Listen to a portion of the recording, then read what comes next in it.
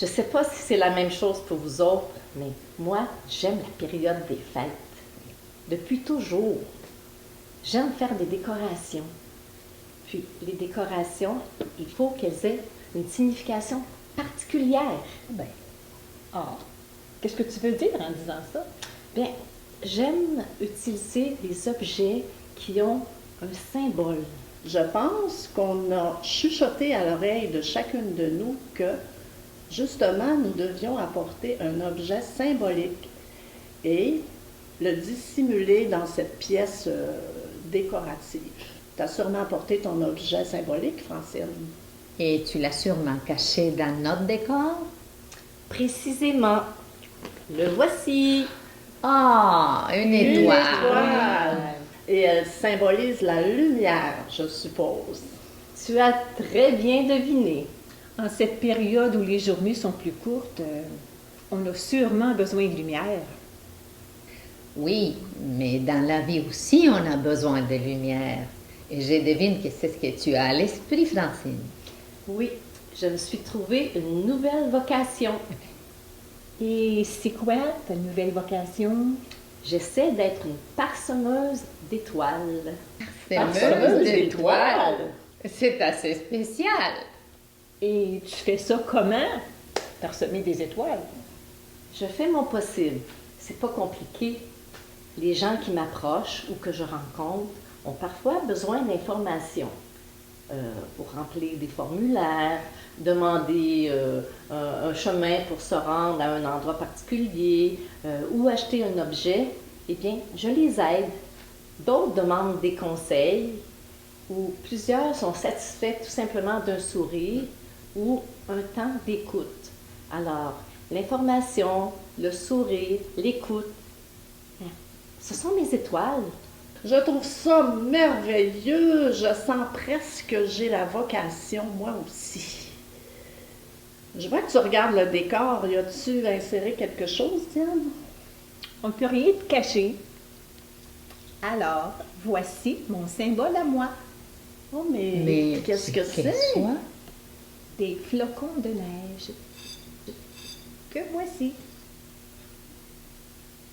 Ils sont vraiment minuscules. Mais c'est étrange, ils sont tous identiques. Tu es très observatrice, Teresa. Vous n'allez jamais croire où je les ai trouvés. Je ne veux pas faire de la publicité, mais ils étaient enfouis dans les ingrédients d'une tisane.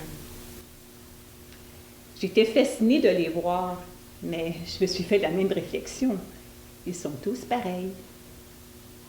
Pourtant, dans la nature, chaque flocon de neige est unique. Tiens, on nous apprend ça, c'est vrai. La nature fait de ces merveilles. Et Dieu fait la même sorte de merveille avec nous autres. Je suppose que tu as raison, mais on n'y pense pas toujours. On n'y pense pas toujours et on ne s'en réjouit pas assez. On se compare aux autres. On regrette de ne pas être comme celle-ci ou celle-là. On se méprise parfois. On ne s'évalue pas vraiment notre juste valeur. Pourtant, chaque personne est unique. J'ai entendu quelqu'un dire que Dieu n'utilise pas le mode création en série. Et c'est bien vrai. Alors, Diane, tu vas devenir une parsemeuse de flocons de neige?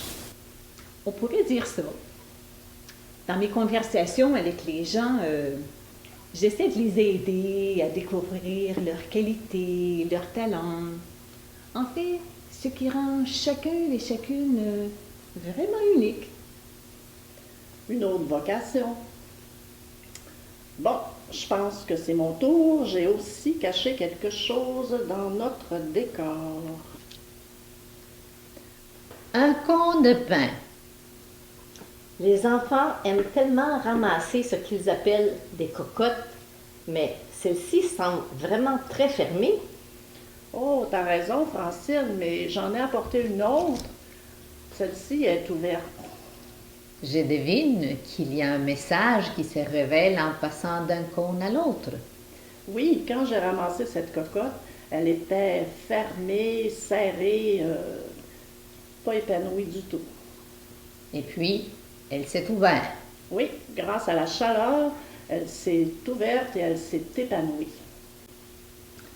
Je pense que je devine le message. Et quel est le message que tu devines? Que la chaleur humaine peut aider les gens à s'épanouir. Quel beau symbole! Beau et simple, en fait. Un service rendu à une voisine. Une parole de réconfort à quelqu'un qui se sent seul. Ou peu de temps donné à une personne qui vient de perdre un être cher. Ça peut faire des miracles, ou presque. Un peu d'attention, de compassion. Ça fait chaud au cœur. Vous savez, plus je nous écoute partager nos symboles et surtout ce qu'ils nous révèlent, et puis je me dis, c'est comme un peu si à chaque jour on prolonge Noël chacune à notre manière. Et puis toi, Teresa, tu ne nous as pas encore révélé ton symbole dans notre décor. Une belle petite rose. C'est comme du velours. Mais c'est aussi un écrin, si je ne me trompe pas. Tu as tout à fait raison, Diane. Si petite, et pourtant les personnages sont tous là, même le bœuf et l'âne. Oh, que c'est beau! La nativité. La crèche de Noël, en fait. Pour moi, c'est l'image des dieux, du Dieu de Noël, qui pour venir à nous, s'est fait tout petit. C'est fait même dépendant d'une femme de notre nature humaine. Ça, c'est l'extraordinaire de Noël. L'extraordinaire de Noël, tu dis? Oui, au fond, pour moi, la vraie signification de Noël, c'est Dieu qui s'est fait petit, proche, présent. Ça, c'est extraordinaire. Petit. Proche. Et présent. Oui, et ça, tout au long des jours. En cette période, on est tellement habitué à ce que j'appelle l'effervescence de Noël. Le magasinage, l'emballage des cadeaux, le cuisinage même. Mais dans tout ça, on oublie parfois l'essentiel. Dieu qui vient chez nous. Et quand vient le moment de faire la liste des gens invités pour Noël, je ne suis pas certaine qu'ils soient toujours inclus. Ça, c'est bien vrai.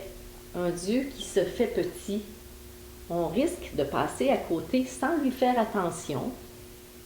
Et pourtant, son cadeau de Noël à lui, sa présence, elle dure bien plus longtemps que ce que les gens appellent la période des fêtes. Justement, j'ai préparé un petit souvenir pour nous rappeler ce message-là. Le message que Le message d'une présence dans les petites choses, les gestes bien ordinaires et les situations de tous les jours. C'est bien ça que tu veux dire, Teresa, quand tu dis l'extraordinaire de Noël? Tout à fait. Vous connaissez ça, le gugussage? Le quoi? Ma petite fille a utilisé ce mot l'autre jour. Et j'ai compris que c'était un peu comme de l'artisanat simple et créatif. C'est tout à fait ça. Et puis alors, j'ai fait un peu de gugussage pour vous offrir un souvenir de notre rencontre. Teresa, c'est pour toi. Ah, qui était fine! C'est beau. Alors Diane, celle-ci c'est pour toi. Oh, mais c'est donc bien gentil. Oh, je pensais Ah, pas ouais. d'avoir un cadeau comme elle est belle. Et voilà, Francine, celle-ci est pour toi. Joyeux Noël. Oh, ça me fait chaud au cœur. Quelle joie de recevoir un si beau cadeau. Merci beaucoup. Bienvenue. Et puis, j'en ai une, moi aussi. Ah, c'est Magnifique. bien. Savez-vous quoi? Magnifique, hein? Ah, Elles c'est sont beau. toutes uniques. Oui. Oui. Et si on chantait quelque chose? Moi, j'aime pas simplement les décorations. J'aime beaucoup les chants de Noël. Bon chante. À toi de choisir. Chantons quelque chose. OK. Joie dans le monde, le Seigneur vient. Il vient chez lui, chez nous. Il faut célébrer cette fête du Dieu Sauveur qui vient de naître. La création l'acclame avec les bœufs et l'âne. Partout on proclame Dieu est venu chez nous. Joie dans le monde, le Seigneur vient. Il vient chez lui, chez nous. Il faut célébrer cette fête Du Dieu Sauveur qui vient de naître. La création l'acclame. avec les bœufs et l'âne. Partout on proclame Dieu est venu chez nous.